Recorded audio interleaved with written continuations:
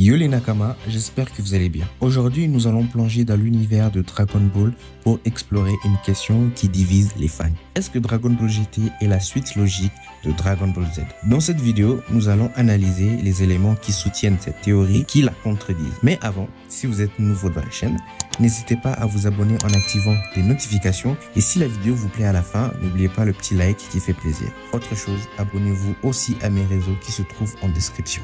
C'est parti.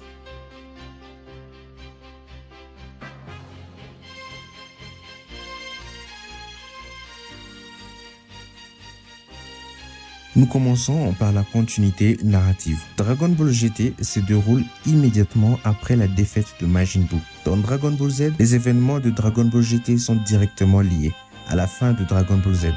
Goku est toujours le héros principal et il est toujours en vie. Et les autres personnages clés sont toujours présents. Cependant, certains fans critiquent la transition entre les deux séries, la jugeant un peu trop brusque.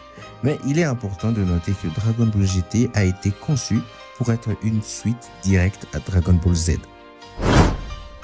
Les personnages principaux de Dragon Ball Z continuent leur développement dans Dragon Ball GT.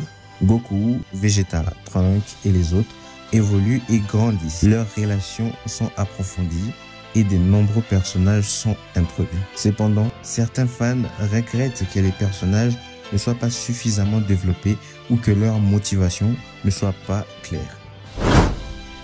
GT explore de nouveaux mondes et civilisations, élargissant l'univers de Dragon Ball Z. Les voyages intergalactiques de Dragon Ball GT préfigurent les événements de Dragon Ball Super.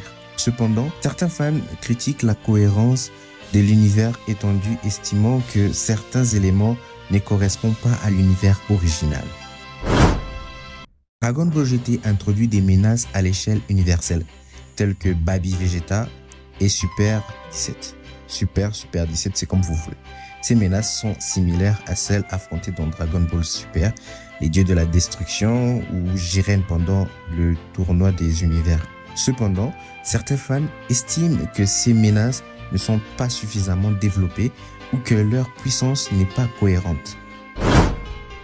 En conclusion, Dragon Ball GT peut être considéré comme la suite logique de Dragon Ball Z en raison de sa continuité narrative, de l'évolution des personnages et de l'univers étendu. Cependant, il est important de noter les critiques concernant la transition, le développement des personnages et la cohérence de l'univers.